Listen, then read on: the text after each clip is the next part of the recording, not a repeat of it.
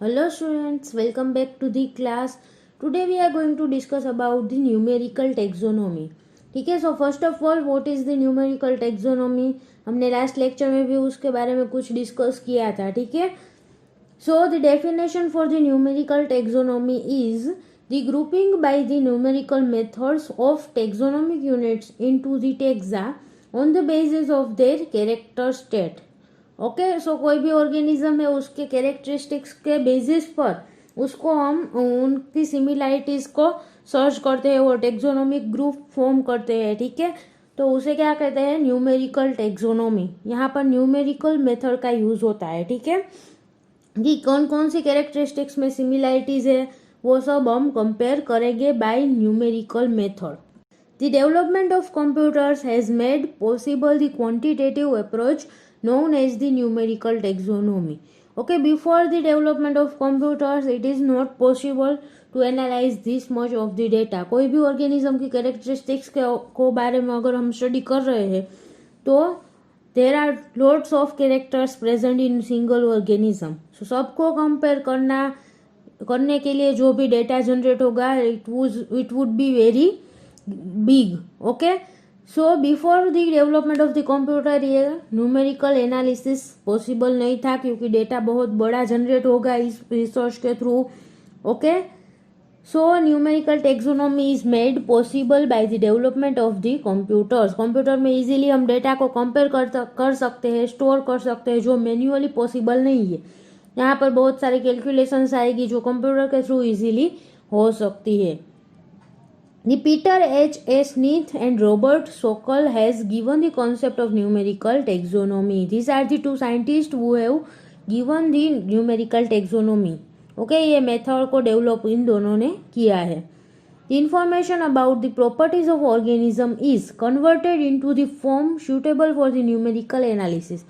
So numerical taxonomy में क्या होता है, सबसे पहले जो भी इंफॉर्मेशन अवेलेबल है about the properties of organism. ठीक है, उसकी ऑर्गेनिज्म की कैरेक्टरिस्टिक्स के बारे में, उसकी प्रॉपर्टीज के बारे में जो भी इंफॉर्मेशन अवेलेबल है उसको अलग अलग ग्रुप्स में हम पहले डिवाइड करेंगे. ठीक है, सो उसको कन्वर्ट करेंगे सूटेबल न्यूमेरिकल एनालिसिस फॉर्म में. कि कोई न्यूमेरिकल फॉर्म में उसको कन्वर्ट करना पड़ेगा कि न्यूमेरिकली हम उसको कंपेयर कर सके. न्यूमेरिकल मीन्स कोई नंबर्स के फॉर्म में. ठीक है, नंबर्स के फॉर्म में हमें उसको कन्वर्ट करना पड़ेगा, इंफॉर्मेशन जो भी अवेलेबल है उसको, and then compared by the means of computer. Computer के द्वारा उसका एनालिसिस होगा, कंपेरिजन होगी अलग अलग ऑर्गेनिजम्स की. Okay, the resulting classification is based on the general similarities as judged by the comparison of many characteristics.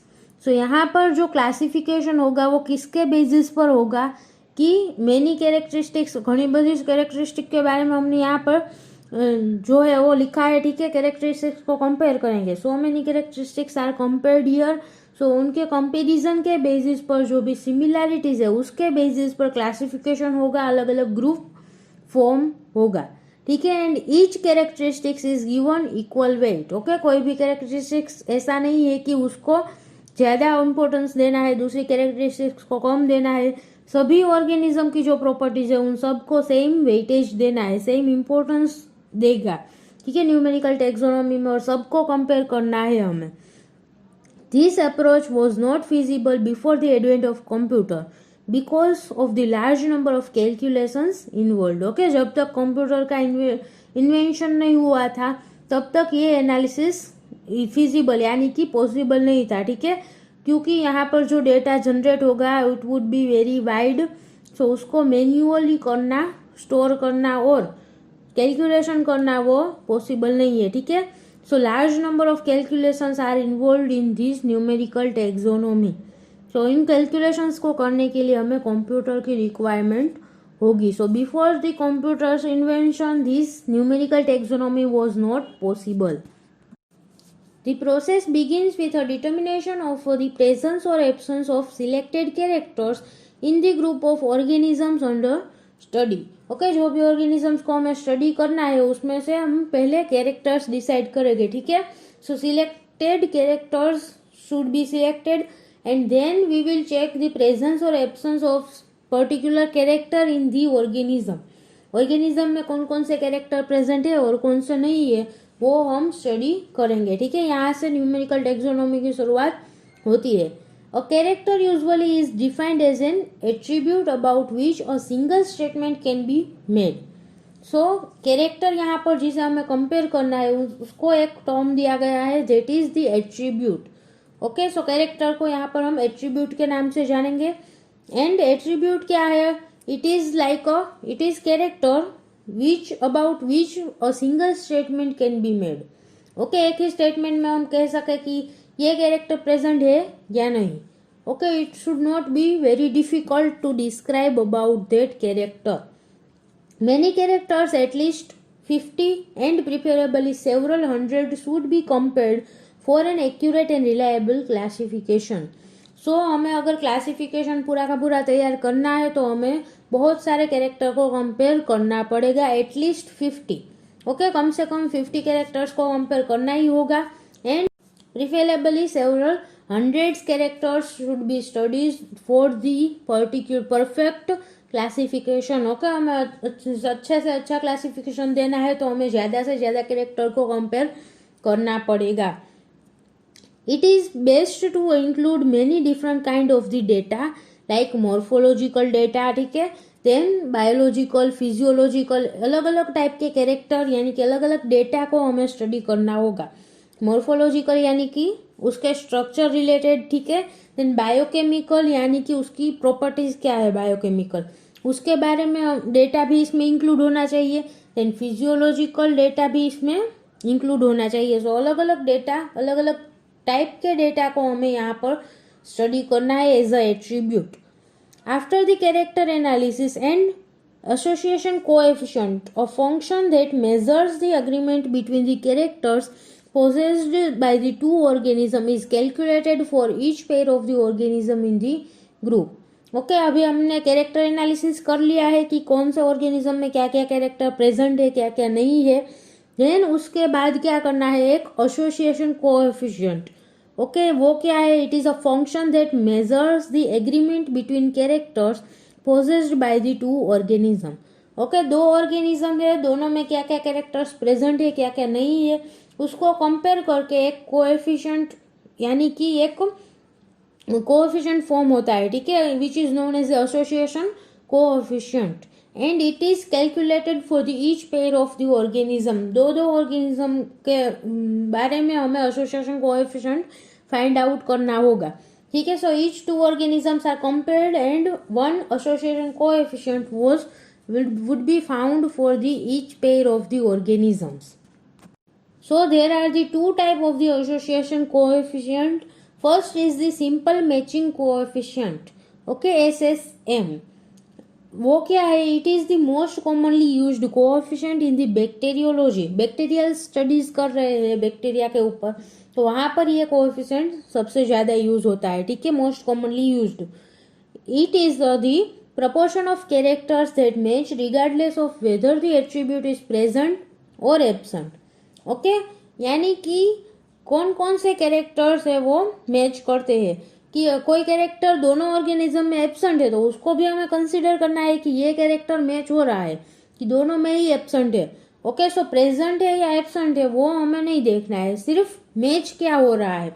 दोनों में ही एब्सेंट है तो उसको भी हमें कंसीडर करना है, दोनों में प्रेजेंट है तो उसको भी कंसीडर यहाँ पर करेंगे हम, ठीक है। द सेकंड कोएफिशिएंट क्या है? Jaccard coefficient. It is calculated by ignoring any characters that the both organisms lack. Okay, यहाँ पर इस कोएफिशिएंट में क्या है कि दोनों ही ऑर्गेनिज्म में जो कैरेक्टर्स एब्सेंट है उसको हम यहाँ पर कंसीडर नहीं करेंगे। जब भी हम एसोसिएशन कोएफिशिएंट फाइंड करेंगे तो जो दोनों ऑर्गेनिज्म में जो कैरेक्टर्स एब्सेंट है उसको हम कंसीडर नहीं करेंगे, ठीक है।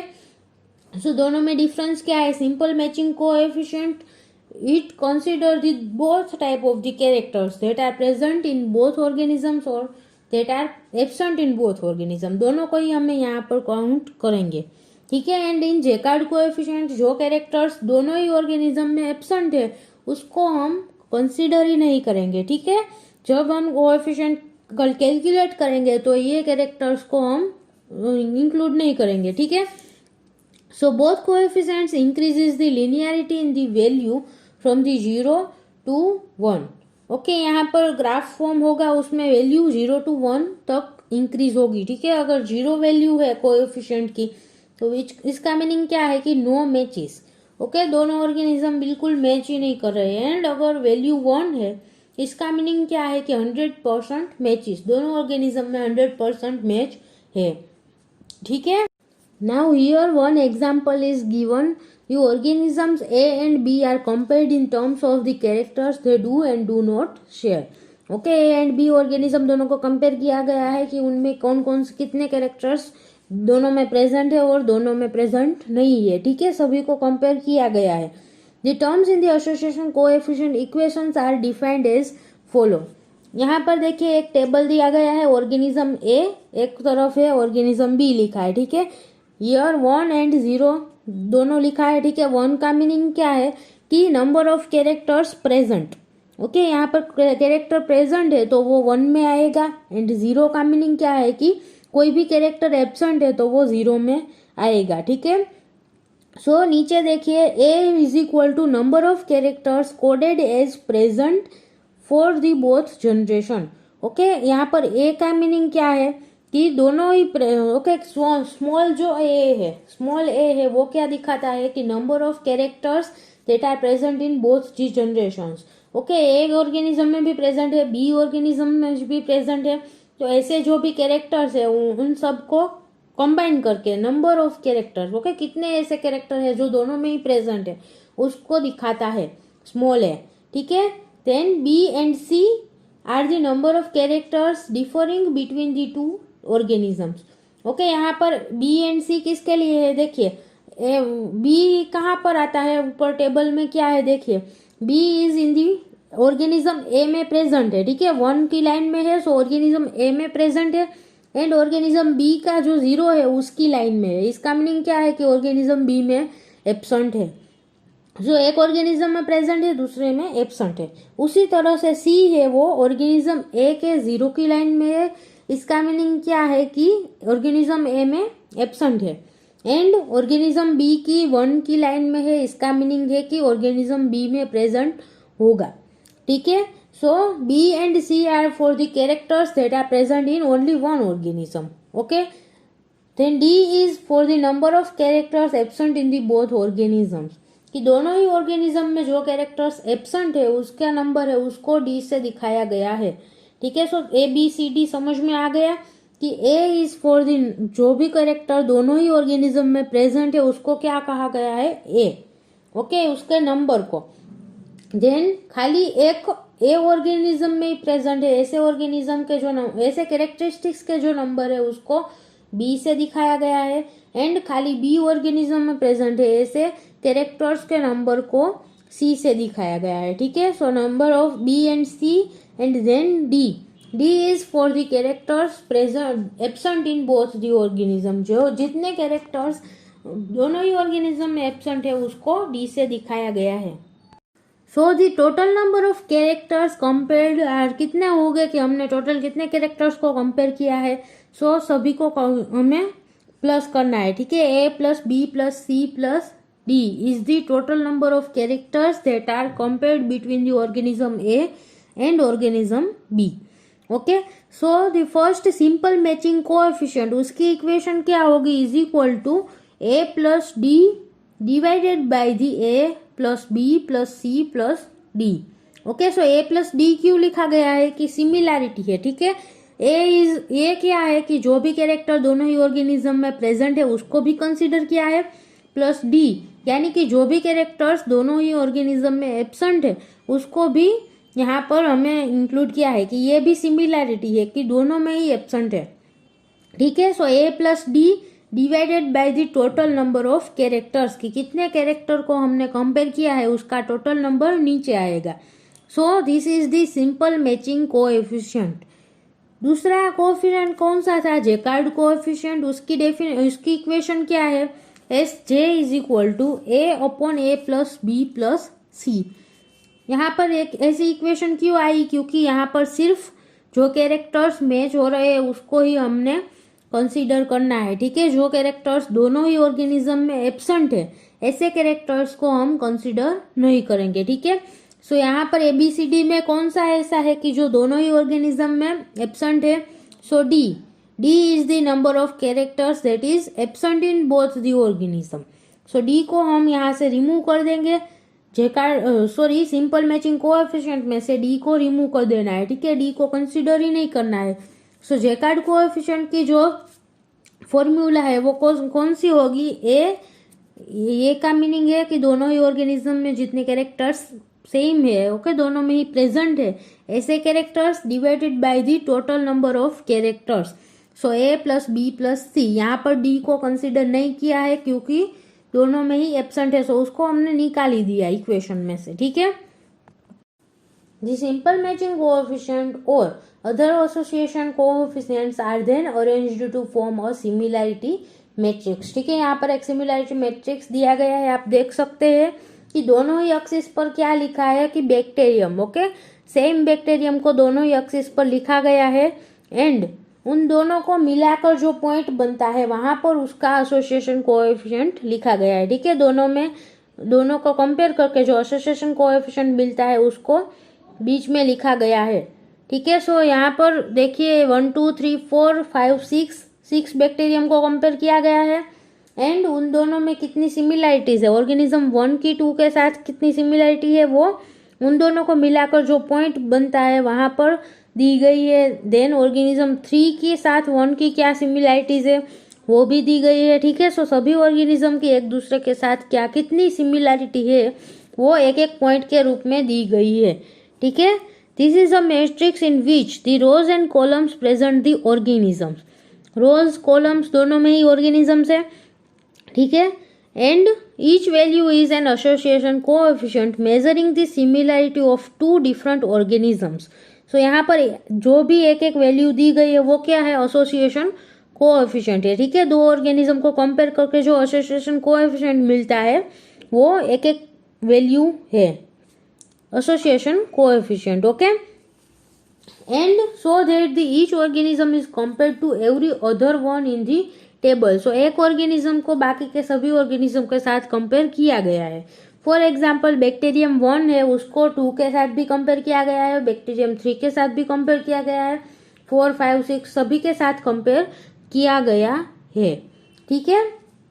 organisms which with greater similarity are grouped together and separated from the dissimilar organism. So उसके बाद हमें क्या करना है? सिमिलैरिटी मैट्रिक्स फॉर्म हो चुका है। नाउ जो ऑर्गेनिज्म में ज्यादा सिमिलैरिटी है उनको एक ग्रुप में अलग कर देना है, ठीक है।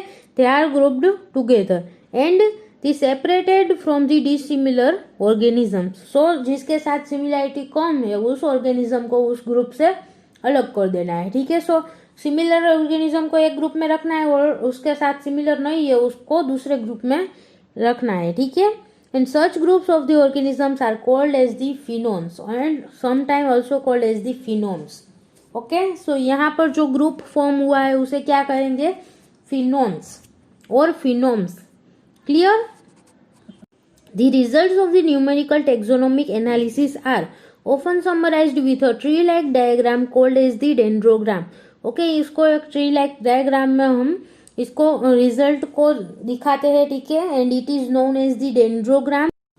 The diagram usually is placed on its side with the X axis और abscissa are graduated in the units of similarity. So diagram को यूजुअली एक्स एक्सिस के साथ दिखाया जाता है, ठीक है। और abscissa is also a name for the X axis and the unit of similarities भी के साथ उस डायग्राम को दिखाया जाता है, ठीक है। एक एक्सिस पर ऑर्गेनिज्म हो गए एंड दूसरे के ऊपर क्या होगा कि कितने % सिमिलैरिटी है वो, ठीक है। The each branch point is at the similarity value relating to the two branches, okay. कोई भी ब्रांच वैल्यू है, कोई एक ब्रांच पॉइंट को अगर हम ले ले तो वो दो अलग अलग ब्रांचेस के दो अलग अलग ऑर्गेनिज्म के बीच में सिमिलैरिटी वैल्यू है उस पर ब्रांच पॉइंट आएगा, ठीक है।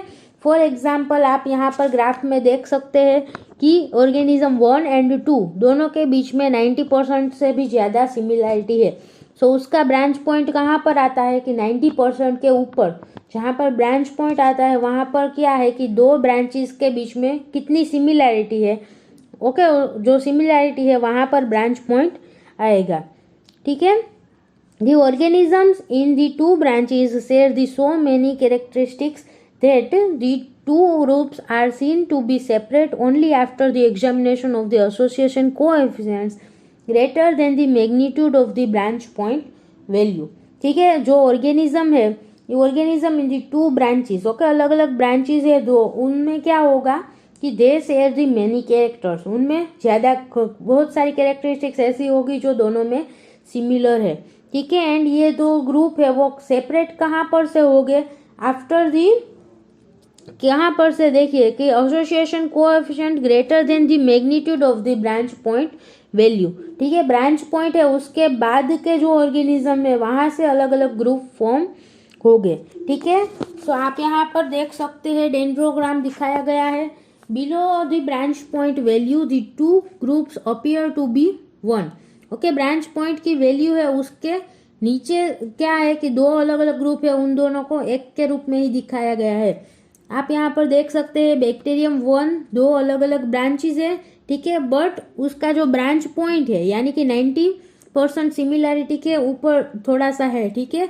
सो ये ब्रांच पॉइंट है, उसके नीचे जो है वो दोनों एक ही ब्रांच के रूप में दिखाए जाएंगे, ठीक है, डेंड्रोग्राम में, कि जिनमें ज़्यादा सिमिलैरिटीज है उनका ब्रांच पॉइंट है उसके नीचे दोनों ही एक ब्रांच के रूप में ही दिखाए जाएंगे। The ordinate in such a dendrogram has no special significance, okay, यहाँ पर कोई सिग्निफिकेंस नहीं है। The clusters may be arranged in any convenient order, okay, यहाँ पर कोई इसकी सीक्वेंस का कोई भी इम्पोर्टेंस नहीं है, किसी भी ऑर्डर में हम क्लस्टर्स को दिखा सकते हैं। The significance of these clusters or phenoms in the traditional taxonomic term is not always evident, okay. Traditional taxonomic की जो मेथड है उसके साथ ये ऑलवेज कंपेयर नहीं हो सकता, ठीक है, सिमिलर हो ऐसा जरूरी नहीं है। And the similarity level at which the clusters are labelled are the species, genera and so on are a matter of the judgement, okay. यहाँ पर हम क्लस्टर्स जो फॉर्म होते हैं उसको स्पीसीज, जेनेरा, उस प्रकार से अलग अलग जो हमारे क्लासिफिकेशन के लेवल है उसके बेसिस पर भी नाम दे सकते हैं। And are a matter of the judgment, okay.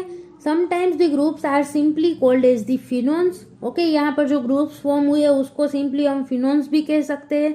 And preceding by a number of numbers showing the similarity level above which they appear, okay। For example, a 70 phenon is a phenon with the 70% or greater similarity among its constituents, सो यहाँ पर 70% के level पर के ऊपर जो है फिनोन उसे क्या कहते हैं, 70 फिनोन, ओके। फिनोन के जो सिमिलैरिटीज है ना, सिमिलैरिटी का नंबर है उसके बेसिस पर ग्रुप को अलग अलग नाम दिए जाते हैं। फॉर एग्जांपल 70 फिनोन, इसका मीनिंग क्या है कि एक ग्रुप है जिसकी सिमिलैरिटी 70% से ज़्यादा है, ऐसे ऑर्गेनिज्म के ग्रुप को क्या कहेंगे, 70 फिनोन, ओके। 90% से ज़्यादा सिमिलैरिटी वाले जो भी ऑर्गेनिज्म है उनका एक ग्रुप फॉर्म होगा, so which is known as the 90 phenon, okay। The phenon formed at about the 80% similarity often are equivalent to the species, okay। यहाँ पर जो ग्रुप यानी कि फिनोन जो 80% सिमिलैरिटी के लेवल पर फॉर्म होता है उसका नाम क्या होगा, 80 फिनोन,